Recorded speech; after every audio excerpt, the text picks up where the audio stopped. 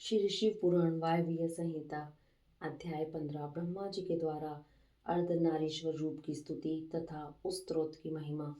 वायुदेव कहते हैं, जब फिर ब्रह्मा जी की रची हुई प्रजा बढ़ न सकी, तब उन्होंने पुनः मैथुनी सृष्टि करने का विचार किया। इसके पहले ईश्वर से नारियों का समुदाय प्रकट नहीं हुआ था, इसलिए तब तक पितामह मैथुनी सृष्टि नहीं कर सके थे। तब उन्होंने मन से ऐसे विचार को स्थान दिया जो निश्चित रूप से उनके मनोरथ की सिद्धि में सहायक था। उन्होंने सोचा कि प्रजाओं की वृद्धि के लिए परमेश्वर से ही पूछना चाहिए, क्योंकि उनकी कृपा के बिना ये प्रजाएं बढ़ नहीं सकती। ऐसा सोचकर विश्वात्मा ब्रह्मा ने तपस्या करने की तैयारी की। तब तो आधा अनंता लोक भाविनी सूक्ष्मतरा शुद्धा भावगम्या मनोहरा निर्गुणा निष्प्रपंचा निष्कला नित्या तथा सदा ईश्वर के पास रहने वाली जो उनकी परमा शक्ति है, उसी से युक्त भगवान त्रिलोचन का अपने हृदय में चिंतन करते हुए ब्रह्मा जी बड़ी भारी तपस्या करने लगे। तीव्र तपस्या में लगे हुए परमेश्वरी ब्रह्मा पर उनके पिता महादेव जी थोड़े ही समय में संतुष्ट हो गए। तदंतर अपने अनिर्वचनीय अंश से किसी अद्भुत मूर्ति में आविष्ट हो भगवान महादेव आदि शरीर से नारी और आदि शरीर से ईश्वर होकर स्वयं ब्रह्मा जी के पास गए। उन सर्वव्यापी सब कुछ देने वाले सत असत से रहित समस्त उपमाओं से शून्य शरणागत वत्सल और सनातन शिव को दंडवत प्रणाम करके ब्रह्मा जी उठे और हाथ जोड़कर महादेव जी तथा महादेवी पार्वती की स्तुति करने लगे। ब्रह्मा बोले, देव महादेव आपकी जय हो, ईश्वर महेश्वर आपकी जय हो, सर्वगुण श्रेष्ठ शिव आपकी जय हो, संपूर्ण देवताओं के स्वामी शंकर आपकी जय हो, प्रकृति रूपिणी कल्याणमयी उमे आपकी जय हो, प्रकृति की नायिके आपकी जय हो, प्रकृति से दूर रहने वाली देवी आपकी जय हो, प्रकृति सुंदरी आपकी जय हो, अमोघ महामाया और सफल मनोरथ वाले देव आपकी जय हो, जय हो, अमोघ महालीला और कभी व्यर्थ न जाने वाले महान बल से युक्त परमेश्वर आपकी जय हो, जय हो, संपूर्ण जगत की माता उमे आपकी जय हो, विश्व जगन्मय आपकी जय हो, विश्व जगत दात्री आपकी जय हो, समस्त संसार की सखी साही के आपकी जय हो, प्रभु आपका ऐश्वर्य तथा धाम दोनों सनातन है, आपकी जय हो, जय हो, आपका रूप और अनुचर वर्ग भी आपकी ही भांति सनातन है, आपकी जय हो, जय हो, अपने तीन रूपों द्वारा तीनों लोकों का निर्माण पालन और संहार करने वाली देवी आपकी जय हो, जय हो, जय हो।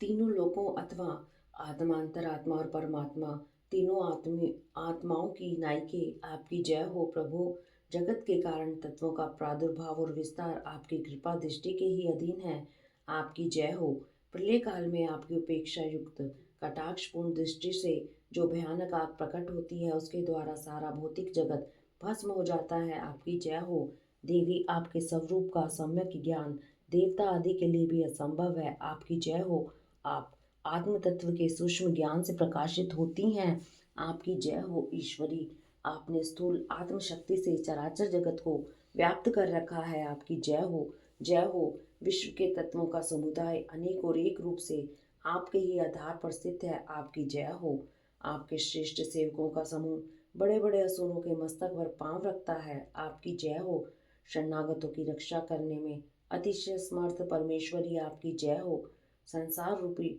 विश्व वृक्ष के उगने वाले अंकुरों का उन्मूलन करने वाली उमे आपकी जय हो, पारदर्शिक ऐश्वर्य वीर्य और शौर्य का विस्तार करने वाले देव आपकी जय हो, विश्व से परे विद्यमान देव आपने अपने वैभव से दूसरों के वैभव को तिरस्कृत कर दिया है, आपकी जय हो, पंचविध मोक्ष रूप पुरुषार्थ के प्रयोग द्वारा परम आनंद में अमृत की प्राप्ति कराने वाले परमेश्वर आपकी जय हो, पंचविध पुरुषार्थ के विज्ञान रूप अमृत से परिपूर्ण स्रोत रूपिणी परमेश्वरी आपकी जय हो, अत्यंत भयानक संसार रूपी महारोग को दूर करने वाले वैद्य शिरोमणि आपकी जय हो, अनादि कर्ममल एवं अज्ञान रूपी अंधकार राशि को दूर करने वाली चंद्रिका रूपिणी शिवे आपकी जय हो, त्रिपुर का विनाश करने के लिए कालाग्नि स्वरूप महादेव आपकी जय हो, त्रिपुर भैरव आदि आपकी जय हो, तीनों गुणों से मुक्त महेश्वर आपकी जय हो, तीनों गुणों का मर्दन करने वाली महेश्वरी आपकी जय हो, आदि सर्वज्ञ आपकी जय हो, सबको ज्ञान देने वाली देवी आपकी जय हो। प्रचुर दिव्य अंगों से सुशोभित देव आपकी जय हो। मनोवांछित वस्तु देने वाली देवी आपकी जय हो। भगवान देव, कहाँ तो आपका उत्कृष्ट धाम और कहाँ मेरी तुच्छ वाणी। तथापि भक्ति भाव से प्रलाप करते हुए मुझ सेवक के अपराध को आप क्षमा कर दें। इस प्रकार उक्त सुंदर उक्तियों द्वारा भगवान रुद्र और देवी का एक साथ गुणगान करके चतुर्मुख ब्रह्मा ने रुद्र एवं रुद्राणी को बारंबार नमस्कार किया। ब्रह्मा जी के द्वारा पठित यह पवित्र एवं उत्तम अर्धनारीश्वर स्तोत्र शिव तथा पार्वती के हर्ष को बढ़ाने वाला है। जो भक्ति पूर्वक जिस किसी भी गुरु की शिक्षा से स्तोत्र का पाठ करता है, वह शिव और पार्वती को प्रसन्न करने के कारण अपने अभिष्ट फल को प्राप्त कर लेता है। जो समस्त भुवनों के प्राणियों को उत्पन्न करने वाले हैं, जिनके विग्रह जन्म और मृत्यु से रहित हैं, तथा जो श्रेष्ठ नर और सुंदरी नारी के रूप में एक ही शरीर धारण करके स्थित हैं, उन कल्याणकारी भगवान शिव और शिवा को मैं प्रणाम करता हूँ। इति श्री अध्याय 15। अध्याय 16। महादेव जी के शरीर से देवी का प्राकट्य और देवी के भूमध्य भाग से शांति शक्ति का प्रादुर्भाव। वायु देवता कहते हैं, तदंतर महादेव जी महामेघ किसी गर्जना के समान मधुर गंभीर मंगलदायनी एवं मनोहर वाणी में बोले, ब्राह्मण, तुमने इस समय प्रजाजनों की वृद्धि के लिए ही तपस्या की है। तुम्हारी इस तपस्या से मैं संतुष्ट हूँ और तुम्हें अभिष्ट वर देता हूँ। इस प्रकार परम उदार और स्वभावतः मधुर वचन कहकर देवेश्वर हर ने अपने शरीर के वाम भाग से देवी रुद्राणी को प्रकट किया। जिन दिव्य गुण संपन्ना देवी को ब्रह्मवेता पुरुष परमात्मा शिव की पराशक्ति कहते हैं तथा जिनमें जन्म मृत्यु जरा आदि विकारों का प्रवेश नहीं है, वे भवानी उस समय शिव के अंग से प्रकट हुई।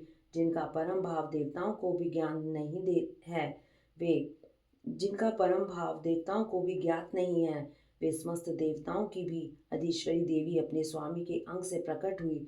उन सर्वलोक महेश्वरी परमेश्वरी को देखकर विराट पुरुष ब्रह्मा ने प्रणाम किया और उन सर्वज्ञा सर्वव्यापिनी सूक्ष्म सद स्वभाव से रहित और अपनी प्रभा से इस संपूर्ण जगत को प्रकाशित करने वाली पराशक्ति महादेवी जी से इस प्रकार प्रार्थना की। ब्रह्मा जी बोले, सर्व जगन्मयी देवी महादेव जी ने सबसे पहले मुझे उत्पन्न किया और प्रजा की सृष्टि के कार्य में लगाया।